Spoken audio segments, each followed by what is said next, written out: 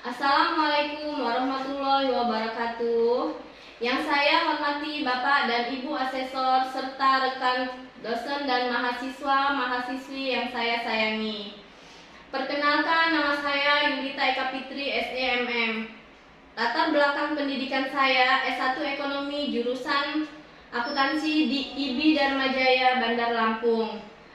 S2 Magister Ilmu Ekonomi di STIED Trisna Negara Blitar, Oku Timur. Saat ini saya bekerja sebagai dosen di Stikes Al-Ma'arif Batu Raja, program studi D3 Keperawatan. Dalam video pembelajaran ini saya menjelaskan tentang pernyataan sebagai dosen dalam unjuk kerja Tridharma Perguruan Tinggi di bidang pengajaran. Salah satu mata kuliah yang saya ampuh adalah mata kuliah kewirausahaan dengan bobot 2 SKS teori. Mata kuliah ini diajarkan pada mahasiswa Prodi D3 Keperawatan tingkat 2 semester 4.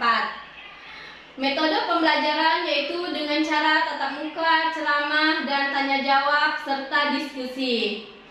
Adapun capai pembelajaran yaitu mampu memahami wirausaha sebagai suatu impian, mampu mendeskripsikan karakter wirausaha, mampu memahami ketegasan dalam aspek produksi, mampu menguasai kreativitas dan inovasi, mampu memahami konsep strategi pemasaran, dan mampu melakukan pengelolaan keuangan pribadi serta memahami konsep manajemen keuangan usaha. Media pembelajaran ini menggunakan PowerPoint video pembelajaran. Deskripsi mata kuliah ini membahas tentang konsep kewirausahaan yang meliputi konsep dasar wirausaha, alternatif usaha, karakteristik pribadi seorang pemimpin di bidang kewirausahaan, ide atau bentuk usaha di bidang keperawatan, perencanaan promosi, pemasaran di bidang usaha keperawatan, teknik keperawatan, rencana usaha di bidang keperawatan atau home care. Kriteria penilaian: kehadiran 5%, tugas 25%, UTS 30%, serta UAS 40%. Standar nilai 79 sampai 100 itu A, 86 sampai 79 B, 56 sampai 67 C, 41 sampai 55 itu D, 40 sampai 0 itu E. Apabila ada nilai dari 40 maka itu dinyatakan tidak lulus. Demikian deskripsi mata kuliah kewirausahaan pada semester 4 tingkat 2 ini. Untuk melihat pembelajaran saya dalam kelas, mari kita saksikan video ini.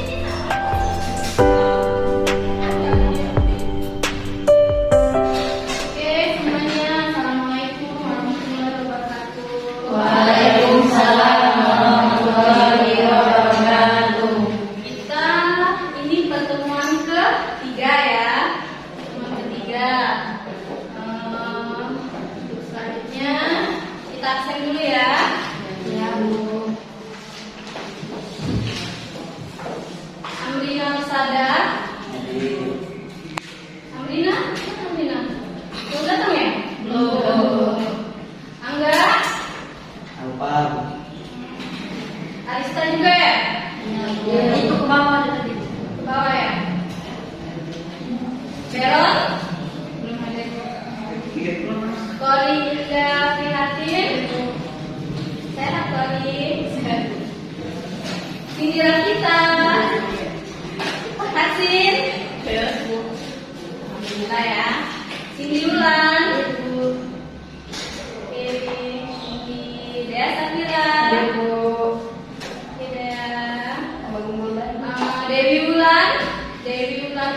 Sakit. Sakit ya? Minggu kemarin masih sakit. Sakit apa sih Dewi? Tikus bu. Tikus. Doni. Gusnul. Gusnul. Gusnul datang ya? Nggak ada. Ada Budi.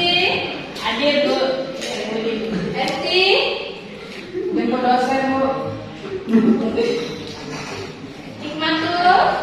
Panggil Pak Toto tadi bu. Oke. Ishak. Ada juga Meta. Oke Meta. Sehat Meta. Kadek. Kadek. Ilba. Ilba. Oke.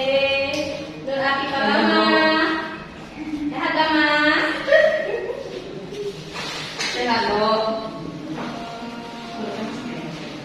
Welis. Hadir bu. Sehat Welis. Sehat bu.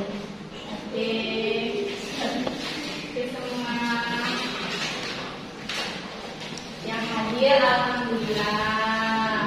Yang nggak hadir terus berhalangan, yang sakit semoga cepat sembuh. Amin. Kita mulai ya anak-anak. Sebelumnya ibu tanya untuk materi yang minggu kemarin masih ada yang ingat?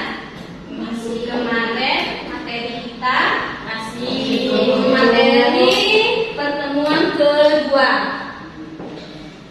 menjadi wirausaha. Masih ada yang ingat? Masih. Coba ibu tanya yang tahu apa itu wirausaha? Ayo. Ya. Apa wira ya? Arti wira. Wira adalah seseorang yang berani atau gagah. Oke, kalau usahanya? Usaha adalah suatu kegiatan yang bersifat komersial atau non komersial. Ya, bagus. Jadi wirausaha itu adalah Orang yang berani atau orang yang gagah Ya. untuk memulai suatu usaha dalam berbagai kesempatan. oke. Alhamdulillah masih ada ya. Terus selanjutnya wirausaha itu ada 3 tipe wirausaha. Bisa disebutkan? Siapa yang tahu? Meta. Apa Meta? 3 aja Meta. Ya Bu, yang pertama yaitu adalah socialpreneur. Oke. Yang kedua entrepreneur. Oke. Dan yang ketiga technopreneur. Oke. Ingat ya, Meta. Itu socialpreneur itu apa? Coba.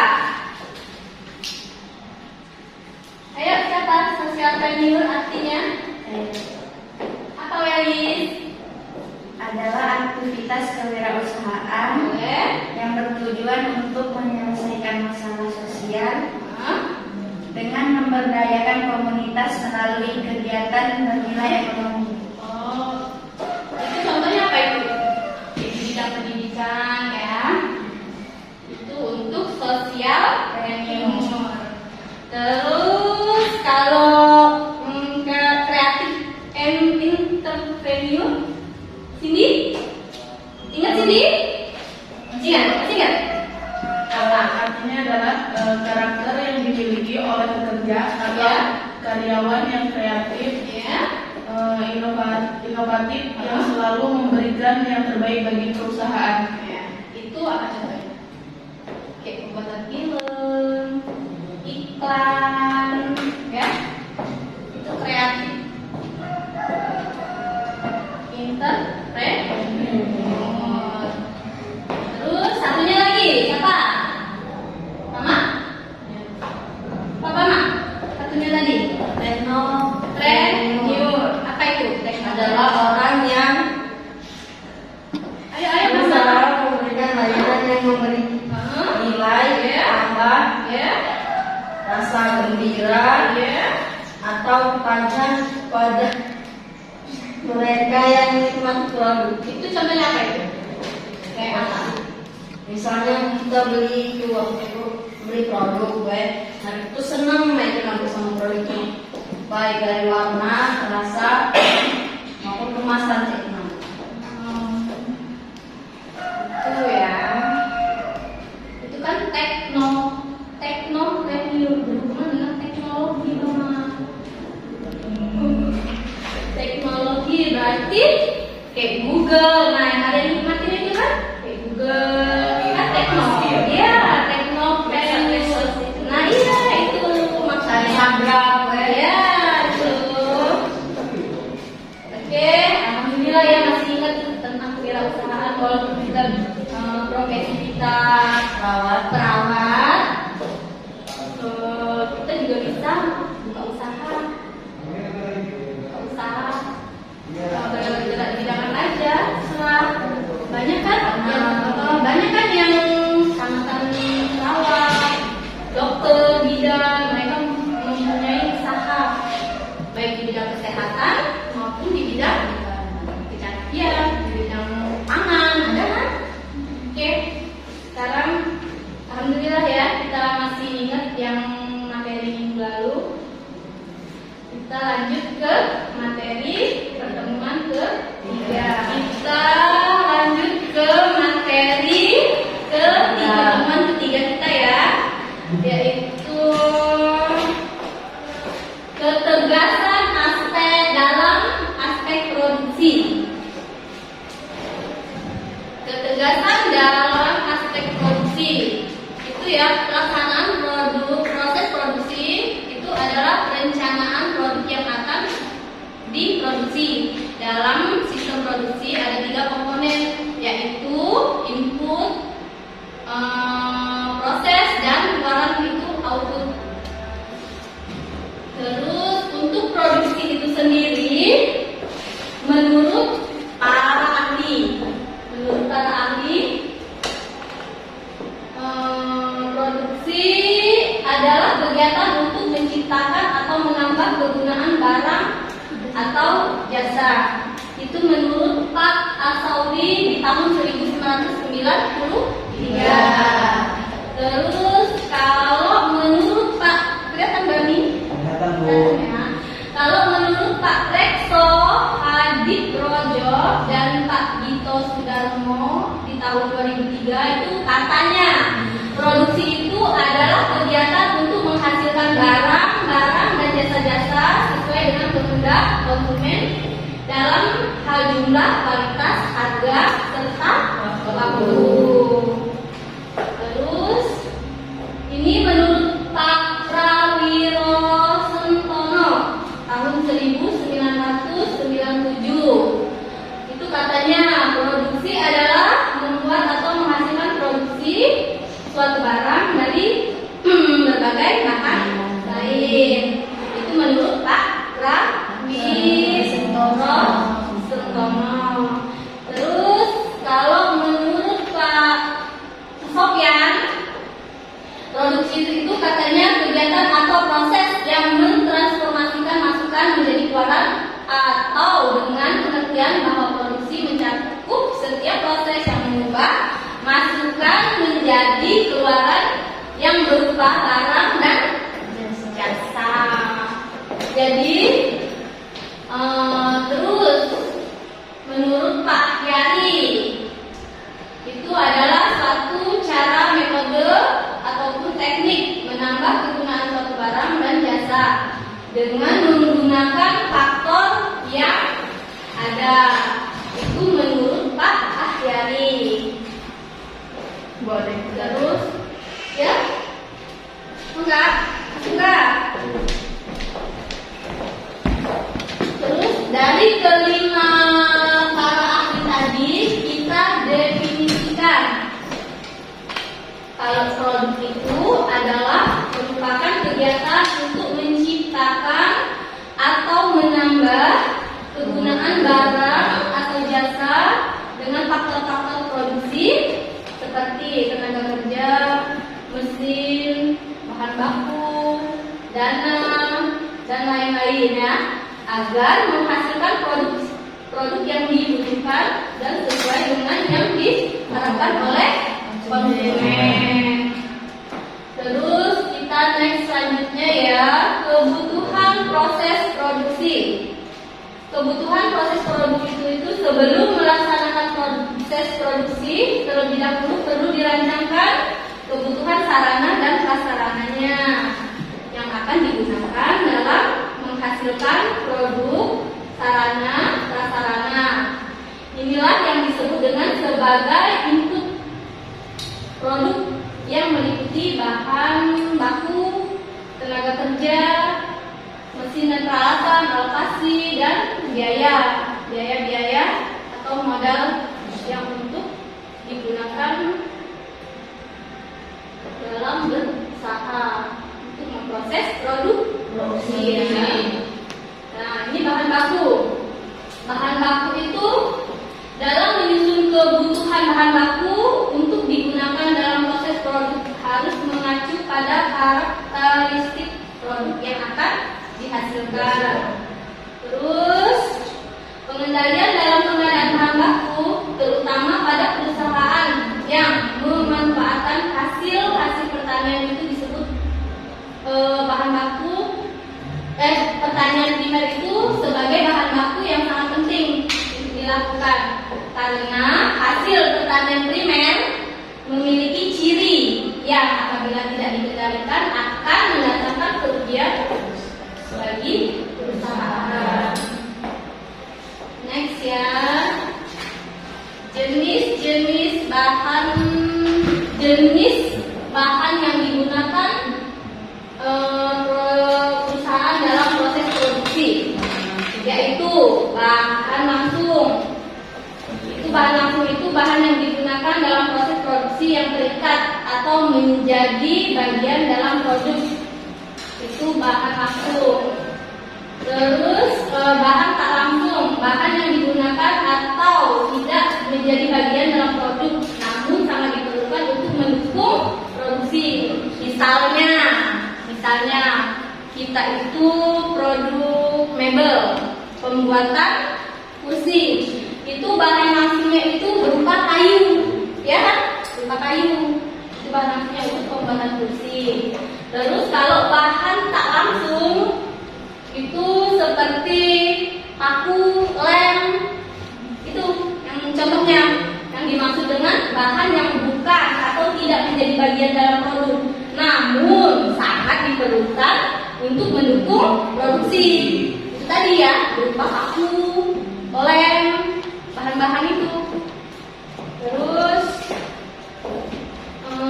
agar produksi dapat berjalan lancar, maka dalam pemilihan bahan baku yang akan digunakan setidaknya memenuhi syarat seperti kualitasnya yang baik, terus mudah diperoleh, mudah diolah, terus harga yang relatif murah. Walaupun murah, kita lihat kualitasnya.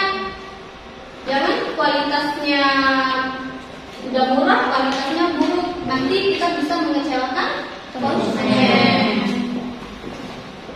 Terus, nah ini kita ke tenaga kerja. Ke tenaga kerja ya. Jenis tenaga kerja yang digunakan pada perusahaan pada dasarnya terdiri dari tenaga upah dan tenaga kerja keluarga. Kalau tenaga kerja upah itu terdiri dari tenaga kerja tetap, terus tenaga kerja tidak tetap, tenaga kerja golongan. Untuk tenaga kerja tetap merupakan tenaga kerja yang secara teratur memperoleh hak seperti upah dan cuti. Tenaga kerja golongan ini memiliki kekuatan hukum. Olehnya itu perusahaan tidak dapat sewenang-wenangnya untuk mem-PHK atau memutuskan hubungan kerja karena mereka statusnya kerja tetap, tenaga kerja tetap. Mereka mau cuti, mau izin dalam kesehariannya, mereka tetap menerima upah per bulannya. Itu untuk tenaga kerja tetap. Terus untuk tenaga kerja tidak tetap itu merupakan tenaga kerja yang tidak memiliki hak dan kewajiban secara teratur. Umumnya mereka akan kehilangan hak tertentu apabila tidak bekerja. Jadi kalau mereka tidak bekerja itu tidak dapat upah.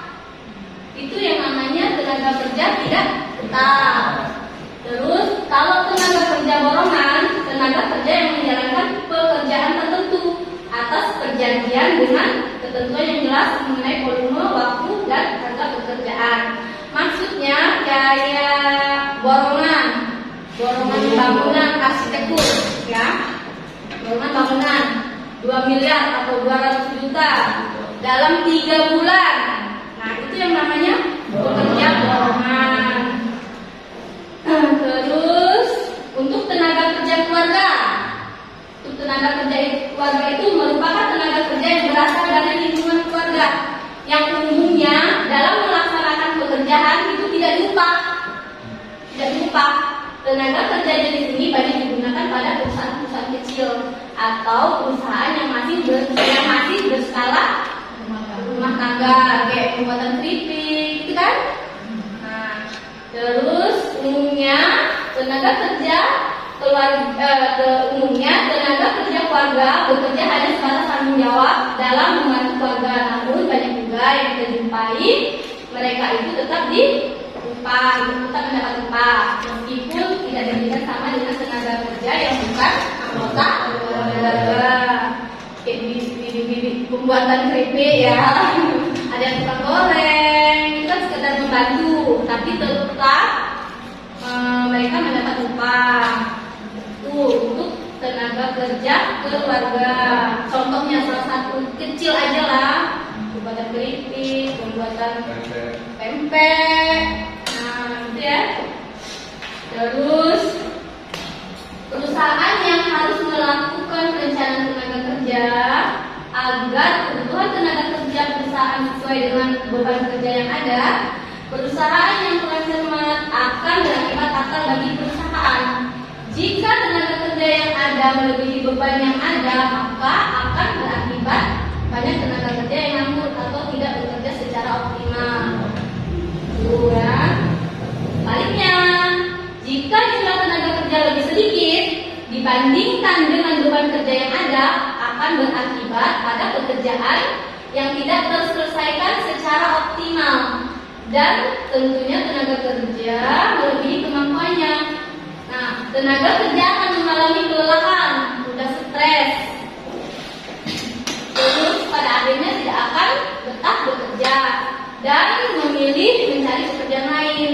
Artinya, kelebihan dan kekurangan beban kerja bagi tenaga kerja perusahaan akan berdampak pada biaya dan pada akhirnya akan berdampak pula pada pendapatan atau laba yang diperoleh perusahaan. Terus kita kembali ke mesin. Inilah yang dinamakan ketegasan dalam produksi. Yang mana bahan baku, tenaga kerja. Ini kita kembali ke mesin dan peralatan. Nah, mesin dan peralatan yang digunakan dalam suatu proses produksi memiliki peran yang besar, sangat besar. Kalau nggak ada mesin, gimana kita mau untuk memproduksi barang produksi? Terus keberhasilan perusahaan dalam menghasilkan produksi, baik dalam hal kualitas maupun kontinuitas, ya.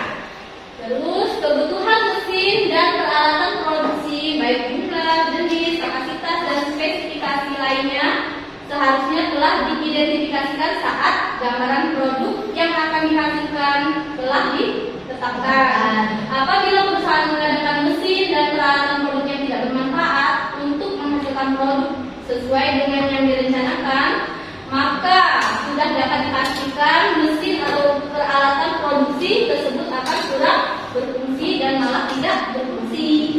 Itu loh, paham? Itu untuk mesin dan peralatan. Nah, untuk mesin dan peralatan itu ada prinsip-prinsipnya untuk ditempatkan di ruangan. Yaitu, prinsip dasar penempatan mesin dan peralatan di ruangan produksi. Itu prinsip integrasi, prinsip memperpendek gerak, prinsip memperlancar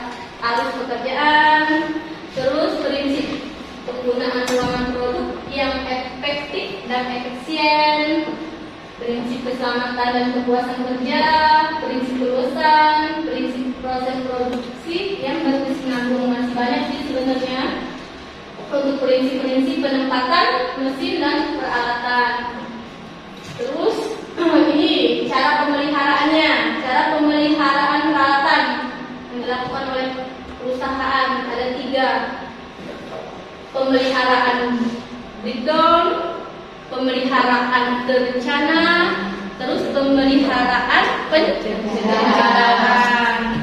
Untuk pemeliharaan breakdown itu, misalnya mesin mendadak rusak, otomatis kan kita melakukan pemeliharaan secara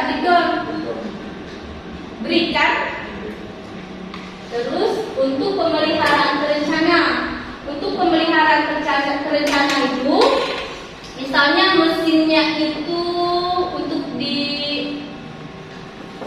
dibersihin itu secara terjadwal. Sampai besok kita gitu loh, terjadwal.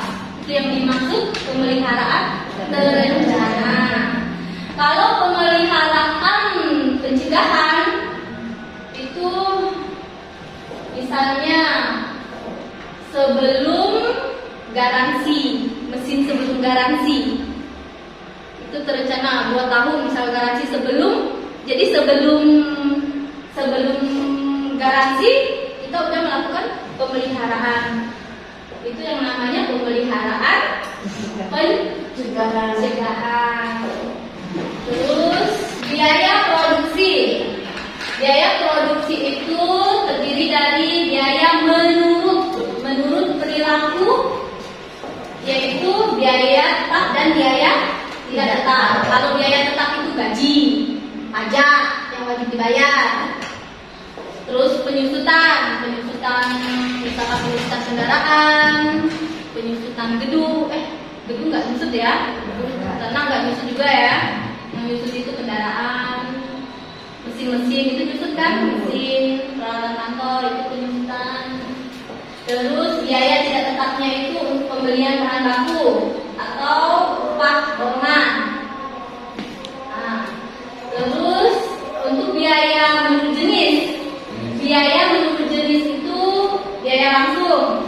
Biaya langsung itu berupa biaya bahan baku langsung. Terus bahan langsung dan biaya tenaga kerja langsung. BTK itu biaya tenaga kerja langsung. Itu untuk menurut jenisnya ya. Menurut jenisnya. Terus biaya yang tidak langsung yaitu biaya bahan baku tidak langsung dan biaya tenaga kerja tidak langsung.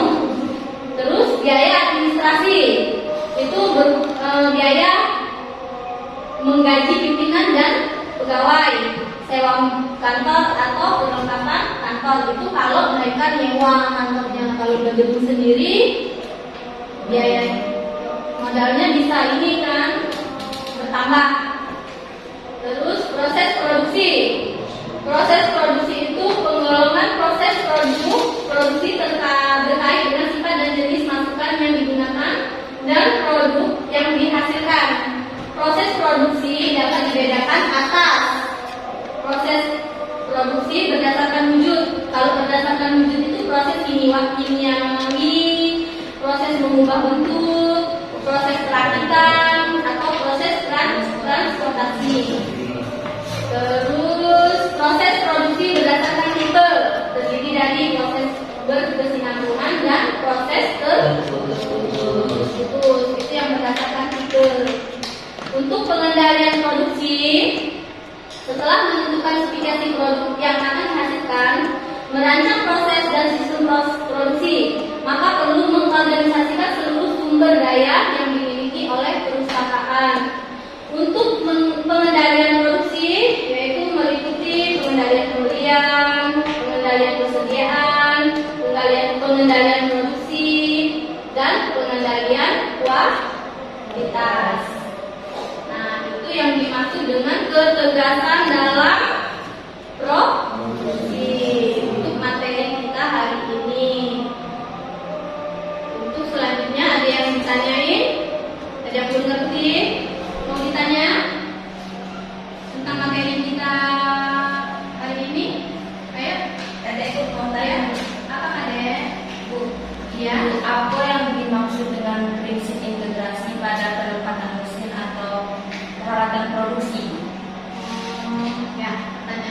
bagus ya. Untuk penempatan mesin atau peralatan itu mempunyai prinsip tadi ada berapa ya? Salah satunya prinsip integrasi yang ditanyakan oleh Kades ya. Maksud prinsip integrasi itu penempatan mesin atau peralatan produksi dapat mengintegrasikan seluruh faktor produksi seperti bahan baku, tenaga kerja, dan sebagainya sehingga menghasilkan kerjasama yang harmonis. Itu yang dimaksud dengan prinsip integrasi. Integrasi itu maksudnya bersatu. Kalau bersatu kan jadi untuk memproduksi bahan akan menjadi lebih bagus. Itu loh yang dimaksud dengan integrasi. Prinsip integrasi penempatan mesin dan atau peralatan. Itu yang dimaksud dengan itu ya Kak ya. Paham Kak Dek? Terus ada lagi yang ditanyain? Ya? Ada Bu dan Ibu. Ada. Apa yang dimaksud dengan cara pemeliharaan mesin atau peralatan secara breakdown, terencana, dan pencegahan Bu? Oh, itu yang dimaksud tadi pemeliharaan mesin dan peralatan ya. Iya, Bu. Yang tadi ya. Iya Bu. Yang secara breakdown itu tadi maksudnya kalau mesin produksi kita itu mendadak rusak. Jadi untuk pemeliharaannya kita itu secara mendadak karena mesinnya rusak kan? Ya. Itu yang dimaksud dengan pemeliharaan secara breakdown.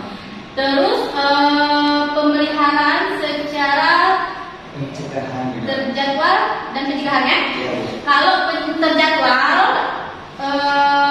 pemeliharaan yang terencana itu terjadwal Don. Kalau misalnya besok kita mau pemeliharaan mesin bersih gitu loh ya, Iya, Bu. itu yang namanya terencana ya, terjadwal maksudnya. Kalau pencegahan itu yang tadi berdasarkan garansi mesin itu berencana sebelum garansi tahun kita harus memelihara mesin secara baik gitu loh. Ngerti maksudnya? Ngerti Bu. Ngerti ya Dan ya. Terus puas. Oke, siapa lagi yang mau nanya? Jadi Bu mau nanya, Apa Sin? apa yang dimaksud proses kimiawi dalam proses produksi tadi? Oh, ya bagus ya Siti ya. Itu yang dimaksud dengan proses kimiawi dalam proses produksi itu maksudnya bahan produksi yang diproduksi itu berdasarkan kimia yang diolah oleh produksi. Misalnya pembuatan deterjen yang kita sebutkan ya, pembuatan deterjen, sabun, itu kan dari kimia kan, bahan kimia. Nah itu yang dimaksud dengan proses kimia. Berarti sini ada contoh lain sini bisa? Misalnya pembuatan